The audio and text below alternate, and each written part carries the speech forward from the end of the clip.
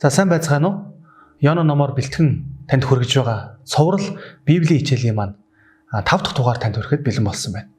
Өмнөх өдрийн хичээлүүдээс та бүхэн олон зүйлийг сурч мэдэж, энэхүү Йона номоор аялаж байгаа аялал танд бас таалагдж байгаа гэж найдаж байна.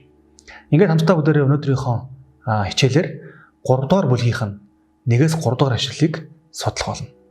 Ингээд хичээлээ эхлүүлээд хамтдаа залбирцгаая. Агуу гайхалтай өршөөл инэрлийн бурхан минь ээ. Эзэн бурхан минь, та Йонод таны үүрэг даалгаврыг биелүүлэх боломжийг дахин нэг удаа өгсөнд талархъя. Өнөөдрийн хичээлээр дамжуулан бидэнд та өөрийнхөө үгээ айлдаж, таны мэрэгэн үгийн дагуу бид амьдралдаа зөв шийдвэрийг, үнэн бөгөөд тань таалагдах шийдвэрийг гаргах болтугай. Энэхүү хичээлийг үзэж байгаа хүн бүрийн зүрх сэтгэл та хамт байж өгөөч. Ариун сүнсээ илгээж өгөөч. Иесусийн нэрээр залбирлаа. Амен. Өмнөх хичээлдэр бид бүхэн Йона номын 2 дугаар бүлэг дээр гардаг Йонагийн авраг загасныг гүйцэн залбирсан залбирлыг судалсан.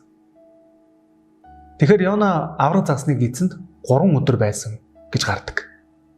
Библийг нарийн судлах юм бол Библиэлд 3 өдрийн талаар тодруулж хэлбэл 3 өдрийн дараа ямар нэгэн онцгой зүйл болох, 3 өдрийн дараа аюулаас аврагдах, 3 өдрийн болцлын дараа бурхны хүмүүст гайхамшиг тохиолдох ийм түүхүүд баггүй дуртагддаг. Ингээд хамтдаа өнөөдрийнхээ хичээлийн эхлэлд Йонагийн 3 өдөр загасныг эзэнд байсантай адилхан 3 өдрийн дараа Библийн ямар баатарт ямар үйл явдлууд тохиолдож байсныг хамтдаа судалцгаая. Бидний хамгийн ихний харах түүх бол та бүхний ичнээ маш сайн санаж байгаа түүх. Энэ түүх бол Эхлэл номдэр гардаг Авраамийн түүх. Авраамд бурхан амлагдсан хүү болох тэрхүү хайртай хүү Исаака шатаал тахил болгон надад зориулж өрөг гэсэн хүнд хэцүү мөн итгэмээргүй ийм тушаал бурханаас Авраамд ирсэн байдаг. Хэрэв бид бүхэн Эхлэл номын 22-ын 4-р эшлэлийг судлах юм бол Авраам өглөө эртлэн босож тэгээд Мориа уул руу аялсан баг. Энэхүү аялалд тэрээр өөрийн зарцыг мөн хүүгээ дагуулж явсан. Тэгээд энэ аяллыг 3 өдрийн зайтай гэж Библиэлд дүрсэлсэн байдаг. Мөн Египтээс гарсан номын 15-22 дугаар ишлэлийг харах юм бол Мойсе Израильчуудыг Египтээс гаргаад тэгээд Улаан тэнгисийг гаталсны дараа тэд цөлд ирсэн байдаг. Цөлд 3 өдрийн турш тэд аялаад ус олоог. Хүмүүс Мойсед гомдлож биднийг энд өхүүлэхээр авчирсан юм уу? Харангатуулж, цангааж алах гэж Египтээс гаргасан юм уу гэж Мойсед ууралсан байдаг. Ингээд тэд бурхны зааж өгсөн тэрхүү зааврын дагуу устаа газрыг олж тэнд буудалсан байдаг шүү дээ. Түүнчлэн Хосea номын 6 дугаар бүлгийн 1-2 дугаар ишлэлдэр иш үзүүлэгч Хосea Израильд сэргэлт ирэх болно гэсэн тэр шинж тэмдгийг, тэр амлалтыг, тэр иш үзүүлгийг зөгнсөн байдаг. Энэхүү сэргэлт 3 хоногийн дараа ирэх болно гэж маш тодорхой хэлсэн. Хамтдаа өдрийн ишлэгийг уншицгаая. Ирэх түн эзэн рүү буцацгаая. Учир нь тэр биднийг тасцсан боловч тэр биднийг итгэх болно. Тэр биднийг шархтуулсан боловч тэр биднийг боож өгөх болно. 2 хоногийн дараа тэр биднийг амьлуулах болно. Биднийг түүний өмнө амьдруулахын тулд 3 дахь өдөрт тэр биднийг босгох болно. Мөн шинэ гэрэн дээр байгаа бидний итгэл найдварын бас чухал үндэс болох Есүсийн 3 хоногийн дараа дахин амьдсан түүхийг бид заавал энд дурдах ёстой. Хамтдаа өдрөө нэгэн ишлэгийг уншицгаая. Матай номын 16-гийн 21. Тэр цагаас эхлэн Есүс Христ шав нартаа өөрийн Иерусалим руу явах ахлагчид, ахлах тахилч нар болон хуулийн багш нараас их зовлон амсах, алуулах 3 дахь хоног дээр амьлах ёстойгоо илэрхийлж эхлэв. Есүс Библийн шинэ гэрэн дээр үүснээр хит хитэн удаа үхээд тэгээд 3 хоногийн дараа дахин амьлна гэдгээ урьдчилан өөрийн амаар хэлж бас сануулж байсан. Мөн хамтдаа бүгдээрээ Матай номын 17 дугаар бүлгийн 22-23 дугаар ишлэлийг уншиж үзье. Тэдний Галилд цугтаа байхад нь Есүс тэдэнд хүний хүү хүмүүсийн ард тушаагдах болно. Тэд түүнийг алах бөгөөд тэр 3 дахь өдрөө амьлна гэхэд тэд ихэд гашуудлаа.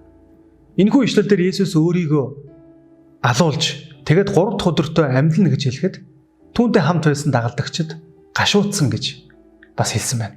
Сонирхолтой байна, тий? За бидний дараагийн унших ишлэл маань Матай номын 20 дугаар бүлгийн 18-19 дахь ишлэл. Харах тун бид Иерусалим өөд явж байна.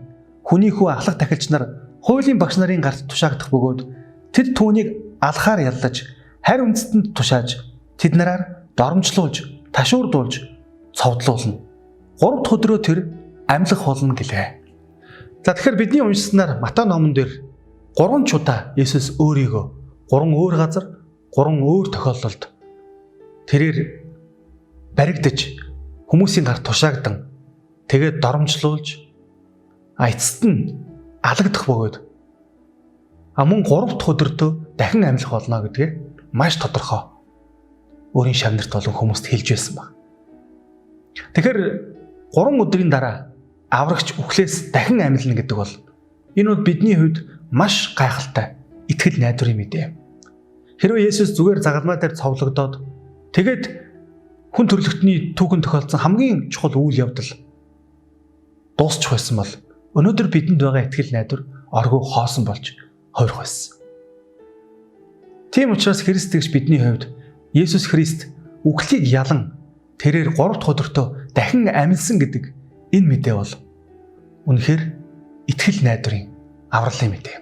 Есүс өөрийн сургаалыг сонсож байсан хүмүүст тодорхой хэлсэн нэг зүйл бол Нинвечүүд Йонагийн тунхагийг хүлээн авч гимшиж тэгээд Йонагийн тэмдэг тэдэнд Бурхан руу эргэх гайхалтай тэмдэг болсон шиг өнөөдөр ч гэсэн Йонагоос агуу нэгэн та нарын өмнө зогсож байна гэж өөрийгөө хэлсэн байдаг.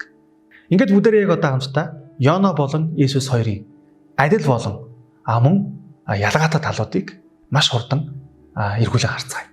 Өмнөх хичээлүүдээр би бас хэлж байсан. Йона бусад Библийн иш үзүүлэгчдээс ялгаатай нэг тал нь тэрээр ганцаараа харь үндэстнүүдэд очиж Бурхны мэдээг тунхаглах ийм үүрэг даалгаврыг авсан. Есүс ч гэсэн энэ дэлхий дээр ирээд өөрийнхөө энэ дэлхий дээр ирсэн гол зорилго, гол алсын харааг юу гэж тодорхойлсон бэхээр хүний хүү алдагдсныг хайж аврахаар ирсэн буюу бүх үндэстэнд, бүх хүн төрлөختөнд түгэх тэр мэдээг авчирсан байдаг. Тийм ч учраас Есүс Матай номын 28 дугаар бүлэг дээр явж бүх үндэстнийг дагалдагч болох тун гэж хэлсэн.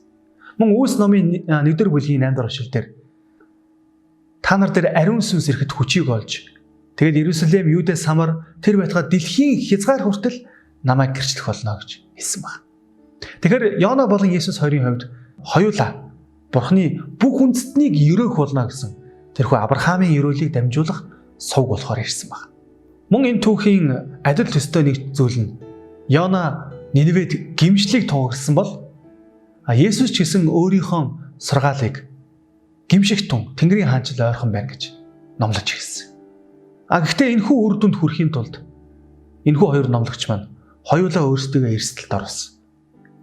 Зүгээр төсөөлөд үзэхэд Йона Ниневе хотын хаалгаар ороод тэгээд эзэн тун удахгүй Ниневег хөмрөх гэж байна. Газрын хөрснөөс арчих гэж байна гэж зоригтойгоор хэлэх тэр мөчөд хаанаас ч юм бэ ном сум жад нисч ирээд нэвт сөлбөх ийм аюул Йонод байсан. Харин Есүс хүн төрлөختөнд Бурхны хайрын мэдээ, авралын мэдээг хүргэхийн тулд ямар замаар алхсан бэ гэдгийг бид бүгдээрээ мэдж байгаа. Тэрээр загалмаа дээр өөрийн амийг бидний төлөө зориулж золиослсон. Энэ хоёр түүхийн хоёулын дээр нь 3 өдөр гэж гардаг.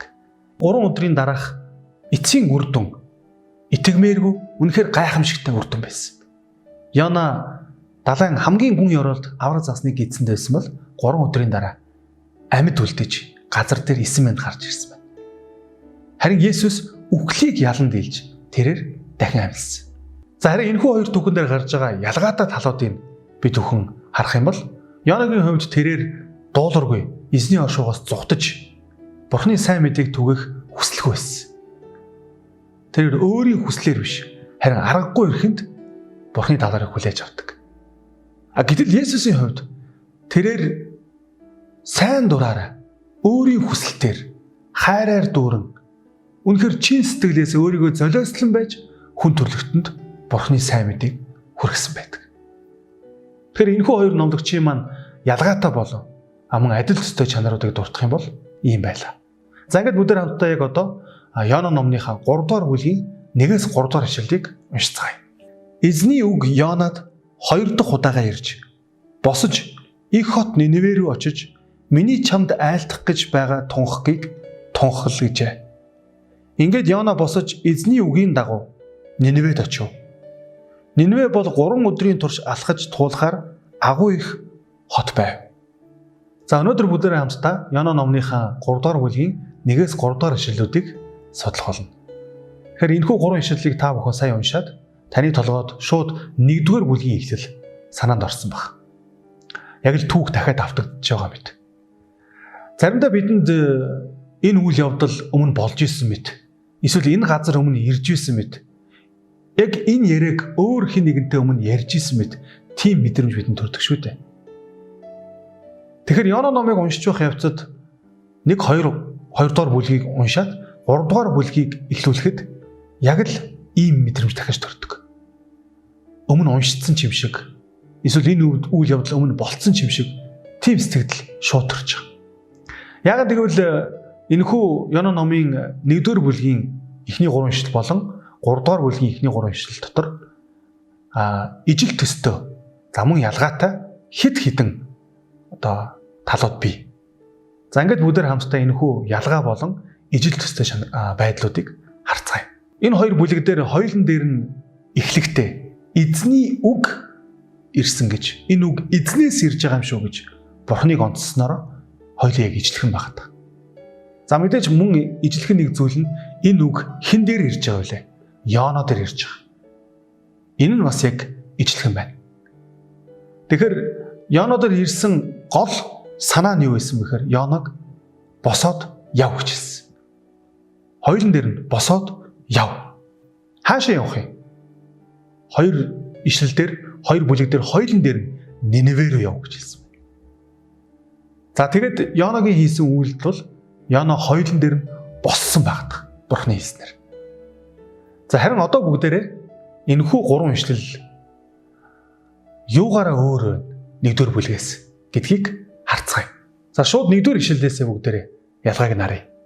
Йона номын 1-р бүлгийн 1-р ишлэлээр эзний үг Йонод ирж гэж гарсан бол харин 3 дугаар бүлгийн 1-р ишлэлээр эзний үг Йонод 2 дахь удаага ирж гэсэн баг.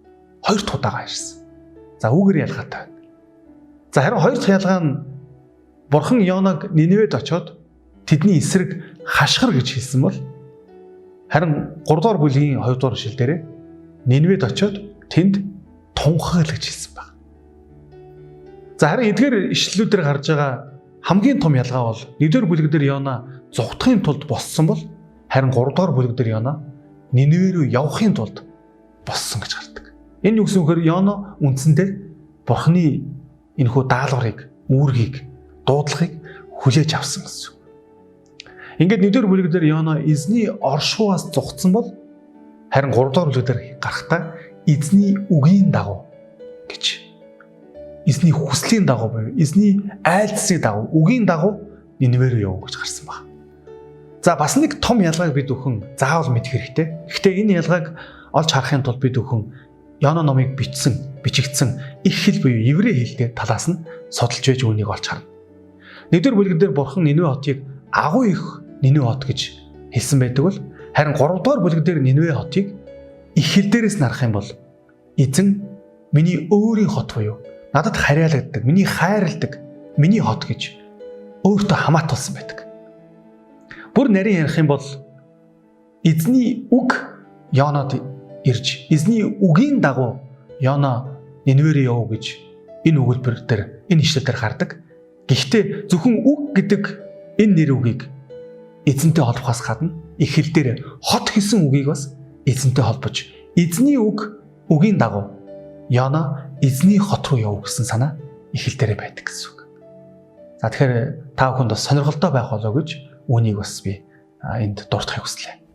Иш үзүүлэгч Йона Бурхны өгсөн үүрэг даалгаврыг авахаас татгалзаж энэхүү ном, энэхүү төв, энэхүү аялал ихэлсэн бол 3 дугаар бүлэг дээр Йона эзний дуудлагыг, эзний үүрэг даалгаврыг хүлээн авч байгаа. Ийм байдлаар үйл явдал маань үргэлжилж байна. Үндсэндээ Йона эзнээс 2 дахь боломжийг, 2 дахь удаага үүрэг даалгавар хүлээж авсан гэсэн үг. Тэгэхээр Библи бол хоёр дахь боломж хүлээж авч байгаа хүмүүсийн түүхээр дүүрсэн ном. Библийг бүр тодорхой хэлэх юм бол хоёр дахь боломж олгодог, хоёр дахь боломжоор дүүрэн ном гэд нэрлэлчэд хэлсдэг. Хүн төрлөختний анхны эцэг эх болох Адам Эва хэдийгээр гим нүгэл үүлдэж Бурхны тушаалын эсрэг сонголтыг хийсэн ч гэсэн Бурхан тэдэнд хоёр дахь боломжийг өгсөн байдаг. Бурхан хүн төрлөختөнд хоёр дахь боломжийг өгч тэгээд Ноогоор дамжуулан хүн төрлөختнийг газрын хөрснөөс арчигдах тэрхүү үерийн аюулаас аварч Ноо болон түүний гэр бүлийнхэн аврагдсан байдаг. Мөн Авраам эзэн Бурханаар дуудагдаж тэгээд бүтээгч эзэн түүний Бурхан нь болж түүнтэй хамт цоо шин аяллыг эхлүүлэн хамт алхахаар амласан баг. Яаковын хувьд тэрээр 20 жилийн дараа ахтайгаа уулзан гэртээ эргэж ирж Бурхан түүнд хоёр дахь боломжийг өгсөн. Түүнчлэн Йосеф хэдийгээр ах нартаа гологдон гадуурхагдаж өөхөх аюулд хүрсэн ч гэсэн Бурхан түүнд хоёр дахь боломжийг өгж түүнийг Египтийн ерөнхий сайд болгосон шүү дээ. Мойсегийн хувьд тэрээр хүн алсан алуурчин байсан ч гэсэн Бурхан түүнд хоёр дахь боломжийг өгч тэгээд Израилийн агуу удирдагч болсон. Израилийн ард түмэн Египтээс гарсныхан дараа тэд өөрсдийн итгэмжгүй байдлаас олж Канаан руу орох боломжгүй болсон ч Бурхан 40 жилийн дараа тэдний үр хүүхдүүдэд Канаанд буюу Бурханы амлагдсан сүү балаар бэлгсэн тэр газарт орох боломжийг өгсөн байдаг. Бурханаас хоёр дахь боломжийг авсан Библийн баатруудыг бүгдийн дурдна гэх юм бол өнөөдрийн цаг маань хүрэлцэхгүй. Израилийн агуу хаан Давид, түүний хүү Соломон, Магдалийн Майр, мөн дахин амьсан Лазар ингээд дурдах юм бол маш олон Библийн баатрууд эзэн Бурханаас хоёр дахь боломжийг хүлээн авч түүнтэй цоо шин аяллыг эхлүүлсэн байдаг. Харин тэдгээрийн дотроос Библийн нэгэн баатрын дүр надад маш онцгой санагддаг. Тэр бол Есүсийн дагалдагч Петр юм. Петрийн түүх Йонатай хэрхэн холбогдох юм бэ гэж та гайхчихж магадгүй. Тэр өнөөдөр бүгдээр хамтдаа энэхүү хичээлийн төгсгөлд Петр болон Йона хоёр хэрхэн хоорондоо холбогдож байгааг харах болно. Ингээд бүгдээрээ Есүс Петртэй хамгийн анх уулзаад түүнийг юу гэж дуудаж байсан бэ гэдгийг хамтдаа Библиэс харцгаая. Иохан 1:42. Түүнийг Есүс рүү авчирв. Есүс түүн рүү хараад Симонд "Чи бол Иохны хүү Симон байна. Чамайг Кеф, грекээр Петр гэж нэрлэх болно" гэлээ.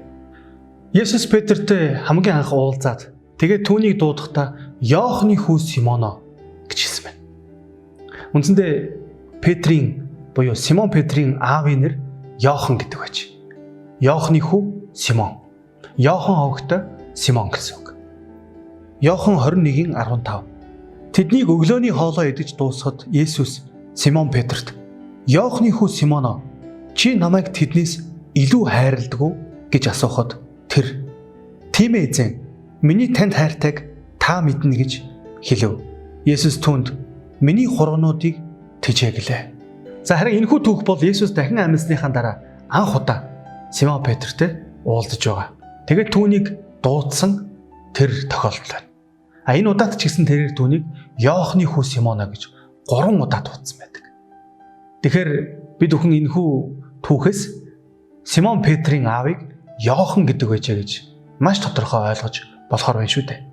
Гэтэл 3 жил хагас Есүсийг дагсан Петрийн хувьд түүнийг нэг л удаа Есүс маш өөрөөр дуудсан тийм түүх Библиэлд байдаг. Ингээд хамтдаа бүгдээрээ тэрхүү ишлэлийг уншицгаая. Матай 16-гийн 15-17. Тэр "Харин та нар намайг хэн гэж хэлэх вэ" гэсэнд Симон Петр "Та бол Христ, амьд Бурхны хүү мөн" гэв. Есүс түүнд хариуд нь "Барионо Симоно, чи ерөөлтөй ээ. Учир нь үүнийг чамд мах цус нь биш, харин Тэнгэр дэх миний эцэг илчилсэн юм аа." Тэгэхээр Есүс энэ удаад Петрийн аавын нэрийг мартчихв. Эсвэл ямар нэгэн утга учиртай болоод түүнийг Барионо Симоно гэж дуудсан нь. Барионо гэдэг нь еврей утгаараа бар буюу хүү, Йона гэдэг нь мэдээж Йона гэсэн үг. Энэ нь утгачлах юм бол Йоногийн хүү Симоно гэсэн ийм өгүүлбэр болж байгаа. Хэдийгээр 12 дагалдагчдын дотроос цорын ганц Петр анх удаага Есүсийг та бол Христ амьд Бурхны хүү мөн гэж тунхагласан ч гэсэн энэхүү үйл явдал төд удалгүй цаашаа өөрөөр ирсэн баг. Есүс өөрийгөө их зовлон амсаж тэгээд алуулах болно гэж өөрийнхөө ирсэн энэ дэлхий дээр ирсэн гол үүрэг даалгавар гол зорилгоо хуваалцах үед Петр тэндээс Есүсийг зэмлэн тэгээд Бурхан минь өршөх болтугай. Ийм зүйл танд хизээч бүү болог гэж Есүсийг зэмлсэн. Харин энэ үед Есүсийн Петрт хэлсэн хариулт бол маш сонирхолтой, маш өөр байдаг. Тэрээр зайл сатана, миний араас зайл. Чи надад бүдрэх чулуу болж байна. Учир нь чи үргэлж хүний имийг бодож байдаг. Чи Бурханы имийг боддоггүй гэж Петр рүү хандан хэлсэн баг. Тэгэхээр эндээс бид үнэхээр Йонагийн хүү Симон Петр маань Бурханыг өнгөц дүгнэж, өнгөц аман дээрээ тунхаглаж байгаа болохоос биш, дотоод зүрх сэтгэлдээ мөн Христэд их итгэл дотроо тэрээр төлөвшөөгүй, мөн Бурхантай жинхэнэ утга учиртай харилцаа үүсгэж чадаагүй байсан мэт харагдаж байгаа.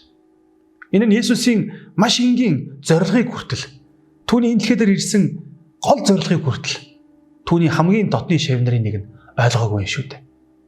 Яг эндээс бид Йона эзний энэхүү үүрэг даалгаврыг хүлээж авахдаа үнэхээр чин сэтгэлээсээ Нинвечүүдийг аврахын төлөө хүлээж авсан уу? Эсвэл Бурхны үүрэг даалгаврыг хүлээж авж байгаа мэт гаднаа харагдаж байгаа боловч харин дотор зүрх сэтгэлдээ үүнд бэлэн биш, үүнийг хүсэхгүй, үүнд чин сэтгэлээс хандахгүй байна уу гэдэг нь бидэнд бас асуулт болж байгаа. Монголчууд ихэн хээр алаг бол унаг нь шир алаг гэж хэлдэг шүү дээ. Есүс яг энэ утгаар Симоныг, Петрийг Йонагийн хүү буюу Бариано Симоно гэж тооцсон баг. Чи яг Йонатай адилхан юм а гэж зөөрлсөн гэсэн үг. Яалтчгүй Йона болон Петр хоёрт ижил төстэй олон талууд байдаг. Петрийн хувьд тэрээр Йонатай адилхан хүнд хэцүү хүлээж авахд, биелүүлэхэд бэрх тийм дуудлагыг авсан. Есүс түүнийг хүмүүсийн загасчин болгож мөн итгэлийнхаа төлөө, Христийн төлөө амиа алдаж мартуур болох тийм төгсгөл түүнийг хүлээж байгаа. Дээрэс нь энэ хоёр хүн хоёулаа харь үндэстэнд сайн мэдээг буюу Бурхны авралын мэдээг хүргэх ийм үүрэг даалгаврыг анх авсан байдаг. Үүс ном дээр ч хийсэн Үүс номын 10 дугаар бүлэг дээр үүснээр Петр хамгийн анх харь үндэстэн 100-ийн дарга Корнел гэдэг хүнд авралын мэдээг хүргэсэн байдаг. Дээрээс нь энэ хоёр хүний Бурхны мэдээг буюу Бурхны үүрэг даалгаврыг хүлээж авахд оролцсон, нөлөөлсөн нэг зүйл нь амьтан. Йона авраг загсныг эзэнд 3 хонсон бол Петрийн хувьд тэрээр загасчин байсан бөгөөд Есүстэй хамгийн анх уулзахдаа асар их загас нуурын голоос барьсныг бид бүхэн санаж байгаа. Йона болон Петр хоёрын бас нэгэн ижил төстэй тал бол энэ хоёр номлогч маань хоёулаа номлоход үнэхээр итгэмээргүй үр дүн гарсан. Йонаг номлоход Нинве хотынх нь тэр чигээрээ эзэн рүү эргэж гимссэн бол Петрийг номлоход нэг өдрийн дотор 3,000 хүн усан баталгаа хүртэж Бурхныг дагсан баг. Мөн дээрээс нь бас нэг маш сонирхолтой ижил төстэй тал нь Йона Таршиш руу явахдаа Йопо орж тэгээд тэндээсээ усан онгоцонд суусан бол Үүс номын 10 дугаар бүлэг дээр өгүүлснээр Петр Йопо хотод арьсчин Симон гэдэг хүнийд байсан баг. Мэдээж энэхүү хоёр номлогчийн хамгийн чухал ижил төстэй тал бол хоёулаа эзнээс 2 дахь боломжийг авсан баг. Петрийн хувьд тэрээр 2 дахь боломжийг эзнээс авсан. Тэрээр дахиад онгодохын өмнө 3 удаа өөрийн багшийг үгүйсгэж түүнээс нүүр буруулсан. Тэгээд тэрээр гарч ихэд гашуудан цурхран хуйлөө гэж Библиэлд гардаг шүү дээ. Харин Есүс Христ дахин амьлсан гэдэг тэрхүү гайхалтай мэдээг Тэнгэр элчнэр дагалдагчдад тунхаглахдаа тэнд нэгэн сонирхолтой зүйлийг хэлсэн байдгийг бүдэр амттай Марк номын 16-гийн 6-7 дугаар ишлээс харцгаая. Тэр тэдэнд бүү гайх, та нар цовдлогдсон Назарын Есүсийг хайж байгаа. Тэр амьлсан, тэр энд байхгүй. Харагтун, түүнийг тавьсан газар энэ байна Харин явж түүний шавнар болон Петрт Есүс та нараас өмнө Галил руу явна.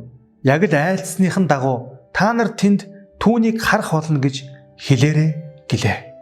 Тэгэхээр Тэнгэр элч нарын эмэгтэйчүүдэд хандан хэлсэн энэхүү үгэн дотор Назарын Есүс буюу та нарын багш Эзэн Есүс амьдсан гэдэг энэ мэдээг дагалдагчдад мөн Петрт хэлээрэй гэж онцгойлон түүний нэрийг энд дурдсан баг. Яагаад энэ Петрийн нэрийг онцгойлон давхар дурдсан юм бол? Яагаад гэвэл энэ үед нь Петр эзэн түүнд 2 дахь боломжийг өгнө гэдгийг төсөөлөжгүй явж байсан баг. Тийм учраас онцгойлон хэдийгээр багшаасаа урвж түүнийг үгүйсгэн нүур буруулсан ч гэсэн Бурхан түүнийг уучлж түүнд 2 дахь боломжийг өгөх болно гэдэг энэ итгэл найдварыг Тэнгэр элч нар эмэгтэйчүүдэд хэлсэн тэрхүү үгэндээ багтаасан байгаа. Тийм ээ. Петр 2 дахь боломжийг авсан. Бидний судалж байгаа энэхүү Йона номын гол дүр болох Йонач гэсэн эзнээс 2 дахь боломжийг авч тэрээр эзний үгийг хүлээж авсан байдаг. Бидний итгэдэг эзэн Бурхан бол үргэлж бидэнд дахин боломж өгдөг. Өршөөл нэгүслийн эзэн Бурхан юм. Йона номын 3 дугаар бүлгийн энэхүү эхний ишлүүдийг уншаад бидний хамгийн чухал ойлгох ёстой зүйл бол Бурхан Йонад өгсөн тэрхүү 2 дахь боломжоо танд ч гэсэн дахин өгөхөд үргэлж бэлэн байдаг. Тэр бол өршөөл нэгүслэр дүүрэн Бурхан. Тэр бол 2 дахь боломжийн Бурхан. Энэ тухай Ирмаягийн гашуудал номын 3 дугаар бүлгийн 22-оос 23 дугаар ишлэлээр гайхалтайгаар дүрссэн байдаг бөгөөд бүгдээрээ өнөөдрийнхөө хичээлийн төгсгөлд энэхүү ишлэлийг уншицгаая. Эзний хайр инрэл үнэндээ хизээч дуусахгүй. Учир нь түүний өршөөл хизээч унахгүй. Тэдгээр нь өглөө бүр шин юм. Таны итгэлтэй байдал агуу ачаа. Таны итгэдэг эзэн Бурханы хайр инрэл хизээч дуусшгүй, хизээч дундоршгүй. Түүний өршөөл инрэл хизээч уншгүй бөгөөд урам хугалахгүй, мөн ховиршгүй лээ. Хэдийгээр бид өхөн Бурханы өмнө итгэмжгүй, дуулуургүй байдлыг харуулдаг ч гэсэн эзэн Бурхан Йонаг уучлж түүнд дахин боломжийг өгсөн шиг бидэнд ч гэсэн 2 дахь дараагийн боломжийг өгөхийг хүсэж байна. Та яг одоо надтай хамт залбирч эзэн Бурханаас эзэн минь ээ надад дахин нэг боломжийг өгөөч. Би таны төлөө үйлчилж, таны төлөө амьдралаа зориулж, таны төлөө дахин нэг удаа үзээд алдъя. Эзэн намайг ашиглаач, надад зөвшөөрөөч хэмээн залбираасаа хүсэж байна. Тийм ч учраас Ирмаягийн гашуудал номон дээр өгүүлснээр Бурханы хайр инрэл бол өглөө бүр шин юм. Тэрээр цоо шин боломжийг бидэнд өглөө бүр өгдөг. Өглөө гэдэг үгний бас нэг утга нь бидэнд Бурхан цоо шин боломжийг өглөө гэж бид бүхэн харах хэрэгтэй. Бурхан бидэнд 365 боломжийг бүтэн 1 жилийн хугацаанд өгдөг. Бид Бурханаас ямар их боломжийг, ямар их ивэлийг, хайр инрэл нэгүслийг хүсдэг вэ гэдгээ хизээч мартаж болохгүй. Ингээд хамтдаа бүгдээрээ залбирцгаая. Агуу хайр инрлээр дүүрэн мянган боломжуудыг бидэнд өгдөг. Гайхалтай, өршөөнгөө, төвчээртэй хайрын Бурхан минь ээ. Та Йонаг хүлцэн төвчөж түүнд дахин боломжийг өгсөн шиг бидэнд ч гэсэн та тэрхүү боломжоо өдөр бүр өгдөгт баярлалаа. Өнөөдрийн хичээлээр бид маш олон зүйлийг бас сурч ойлгож авлаа. Энэхүү хичээлээ бид амьдралдаа хэрэгжүүлж зөвхөн мэдлэг төдийгүй бас биднийг бусдыг хайрлаж, бусдад үйлчлэх, бодит золиос гаргасан үйлчлэл болох тийм хөшүүрэг, тийм хүч чадлыг таны үг бидэнд өгөх болтугай. Дараагийн хичээл, дараагийн сургалт хүртэл та бидэнтэй хамт байгаарай. Энэ бүгдийг таны хайртай хүү эзэн Есүсийн нэрээр залбирanгуйлаа. Амен. За ингээд өнөөдрийн хичээл маань энэ хүрээд өндөрлөж байна. Та бүхэнд хичээл маань таалагдсан гэдэгт итгэлтэй байна. Хамтдаа бүгдээрээ дараагийн дугаараараа иргэн уулзцгаая. Бурхан та бүхнийг ивэх болтугай.